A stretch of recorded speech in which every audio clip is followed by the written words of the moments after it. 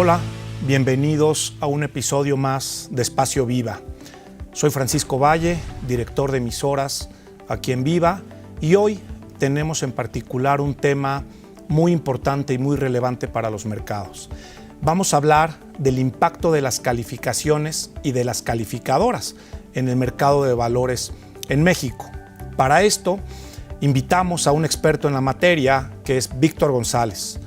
Víctor González es fundador y director general de iStructure, que ha sido uno de los principales estructuradores en el mercado mexicano, sacando a los mercados nuevos nombres, nuevas estructuras, un innovador en esto. Víctor, bienvenido, gracias por la aceptación a nuestro Espacio Viva. Gracias, Paco, es un gusto saludarte, muchas gracias por permitirme acompañarnos el día de hoy y comentar nuestras perspectivas al respecto del asunto que vamos a platicar. Para empezar y entrar en materia, me gustaría hacerte una primera pregunta que creo que es básica para nuestro Espacio Viva y que entendamos de origen, de fondo, cuál es el tema que vamos a tratar. En los mercados, de manera general, sobre todo en los mercados financieros, pues siempre se habla de la calificación de países, de empresas, de gobiernos. ¿Nos puedes explicar, nos podrías aterrizar de una mejor manera para nuestro espacio qué significa esto? ¿Qué significa hablar de una calificadora? Claro que sí, Paco, con todo gusto. Y mira, es una definición que ha venido cambiando a lo largo del tiempo conforme han sucedido una serie de circunstancias, ¿no? Pero a final de cuentas, una calificación crediticia, y estamos hablando desde luego del mercado público de deuda, ¿no? Las calificaciones crediticias a lo que se refieren es a la capacidad de pago de una entidad. Esa entidad puede ser una empresa, puede ser un gobierno, puede ser un municipio, puede ser un estado, o puede ser un fideicomiso, un vehículo de propósito específico, que es lo que utilizamos para hacer las bursatilizaciones de cartera financiera. Entonces, las calificaciones se refieren pues, a la capacidad de pago que tienen esas entidades de hacer frente a sus obligaciones financieras, básicamente, Paco, para decirlo de manera muy coloquial. Sí, no, creo que está muy claro. Tocaste palabras clave, ¿no? Una es un análisis que se realiza a una entidad, entiéndase los diferentes ejemplos de los que estamos hablando, y esto nos lleva a hablar de la capacidad de pago, ¿no? Con la transformación que sufre en el paso del tiempo, derivado de una crisis, hablamos de la capacidad de pago oportuno, ¿no? Y creo que esto es muy relevante reconsiderarlo. ¿Tú cómo ves que estas palabras clave juegan un papel en el financiamiento de las empresas en el mercado de valores? No, pues es clave, ¿no? Nosotros como sabes, nos especializamos realmente en bursatilizaciones, aunque también asesoramos a algunos emisores que van a hacer emisiones quirografarias, pero la capacidad de pago oportuno pues es realmente básica para poder pues, hacer una colocación de papel, ¿no? Ahora, una de las áreas de oportunidad, diría yo, que tenemos muchas, ¿no? Pero una de las áreas de oportunidad que tenemos en los mercados mexicanos de valores es que la demanda por papeles que no tengan una calificación crediticia muy alta, como AA o superior, probablemente está muy limitada, ¿no? Y sin embargo, pues una calificación A+, por ejemplo, pues es una excelente calificación crediticia para cualquier entidad, para cualquier emisor. Entonces, tenemos esta limitación de que si los papeles no traen una AA- o superior, pues realmente la demanda se ve seriamente afectada y entonces no hay un mercado como tal para ese tipo de papeles, ¿no? Ha habido muy poquitas emisiones, salen caras, no tiene liquidez ese papel, entonces es una de las áreas de oportunidad. A pesar de que con una calificación A+, pues es una calificación crediticia muy aceptable, buena, ¿no?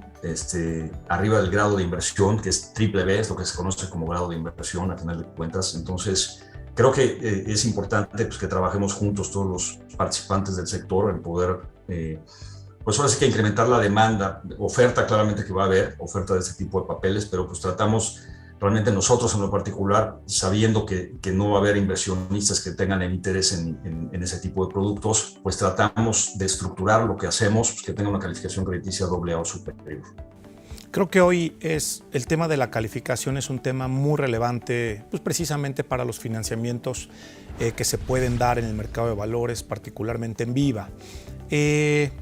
Hablamos también de diferentes tipos de calificación, ¿no? Calificación para un emisor en directo, calificación de productos estructurados, en los cuales pues, claramente tú eres un especialista. ¿Qué nos puedes platicar, Vic?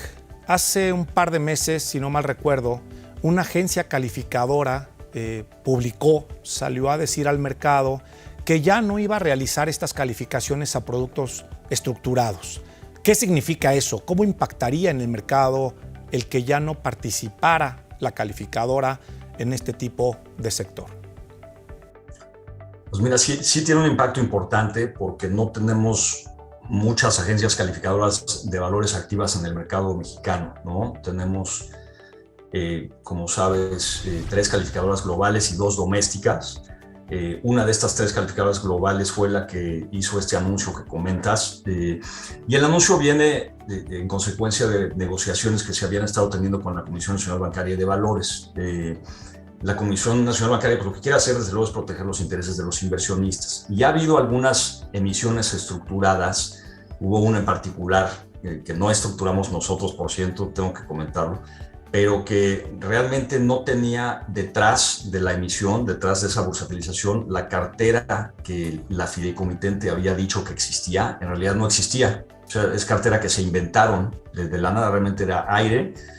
Y la preocupación de ese tipo de eventos pues es decir, oye, pues ¿quién hizo el análisis, quién hizo el due diligence de esa cartera financiera que se supone que estaba respaldando la emisión, ¿no? Y la respuesta pues es compleja, ¿no? Porque por un lado pues, tienes fideicomitente, era una fideicomitente que ya había hecho otras bursatilizaciones, entonces de alguna manera tenía una cierta reputación establecida en el mercado.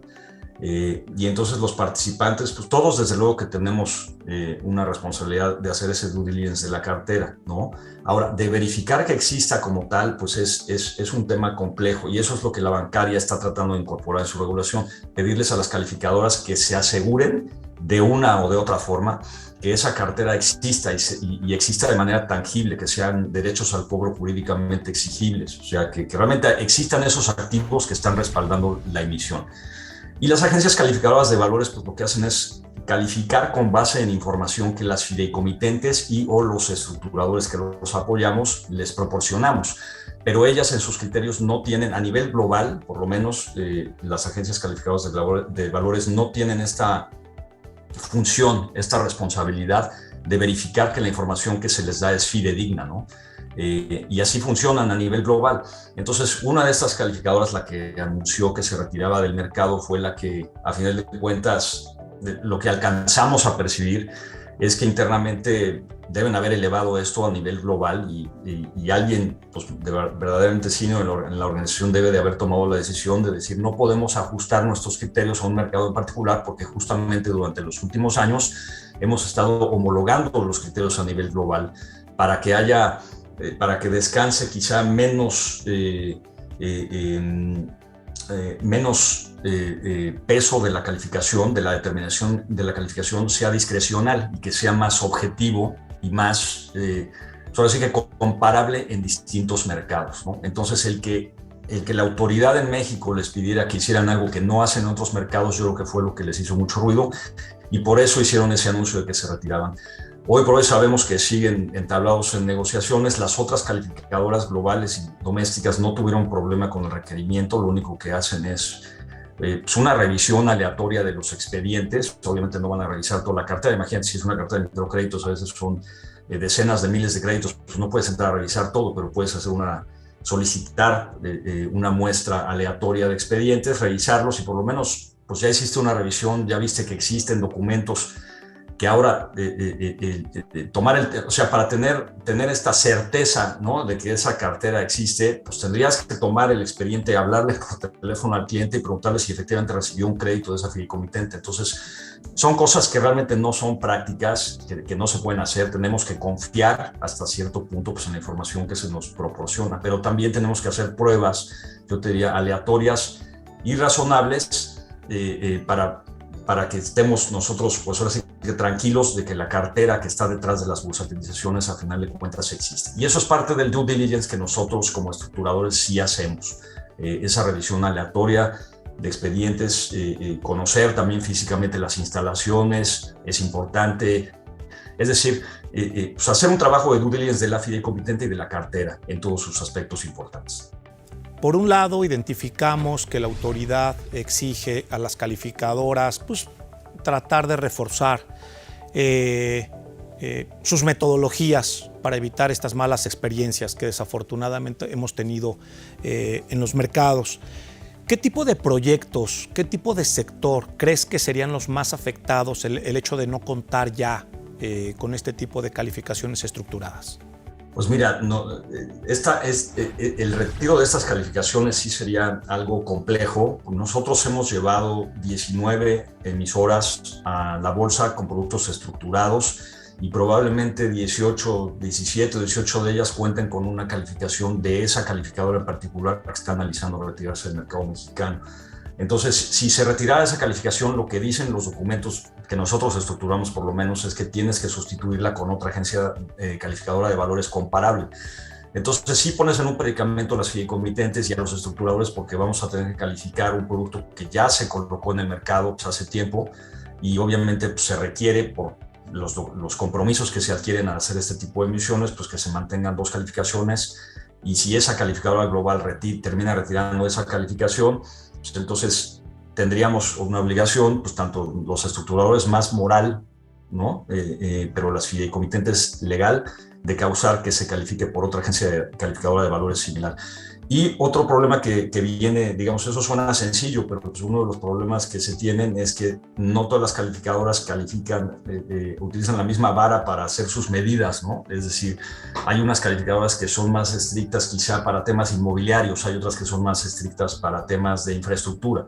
Entonces, es importante tomar en consideración pues, que esa calificación que reemplace a la calificación que se retira, pues no necesariamente va a ser la misma calificación y eso también pues, puede tener un impacto adverso porque quizá un inversionista institucional tenía espacio en su bucket para calificaciones AAA y si la nueva calificación resulta ser AA+, pues ya no les va a caer tan bien, ¿no? Entonces son cosas que no son deseables, ¿no?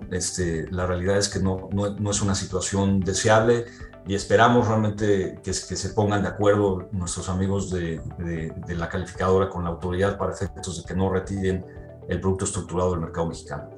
De acuerdo, Víctor. Y por último, para cerrar este espacio Viva, ¿alguna posible solución? Sabemos que hay diferentes actores en una operación estructurada. ¿Hay algún actor, hay alguna entidad que tú creas que pueda darle seguimiento o que nos ayude a darle una solución a este problema? Sí, desde luego. Mira, nosotros desde nuestra primera bursatilización que hicimos hace ya 11 años, incluimos la figura de un administrador maestro de cartera. Este administrador maestro de cartera no está incluido ni se le da valor con base en los criterios de las agencias calificadoras de valores. Es decir, una transacción que trae administrador maestro contra una que no lo trae, no necesariamente tiene una mejor calificación crediticia. Y esto es porque los criterios de calificación no, simplemente pues así están construidos. No sabría decirte por qué, pero es una realidad. Sin embargo, nosotros sí vemos el valor agregado, particularmente en el mercado mexicano, de un administrador maestro de cartera, porque justamente está vigilando que los flujos que están entrando de los clientes o del fideicomiso maestro de cobranza al fideicomiso emisor, pues efectivamente correspondan a la cartera que se está cediendo y hacen pruebas aleatorias, están revisando constantemente durante la vida de la emisión que los flujos correspondan a la cartera que en teoría está cedida por esa fideicomitente. Entonces, esa figura nosotros sí la consideramos esencial. Todas nuestras bursatilizaciones la trae y la van a seguir trayendo. Y de hecho nosotros hace 6 años fundamos un administrador de cartera especializado en bursatilizaciones que se llama Link Administrador de Portafolios Financieros. Y nosotros somos el único agente estructurador mexicano que está consolidado, o integrado con un administrador de cartera independiente. Muchas gracias. No me queda más que agradecerles que estén con nosotros y compartir un episodio más en Espacio Viva. Hasta luego. Gracias a ti, Paco. Buenas tardes. Gracias a Viva por permitirnos participar y comentar de estos temas que, como comentamos, son sumamente importantes para el mercado mexicano de valores.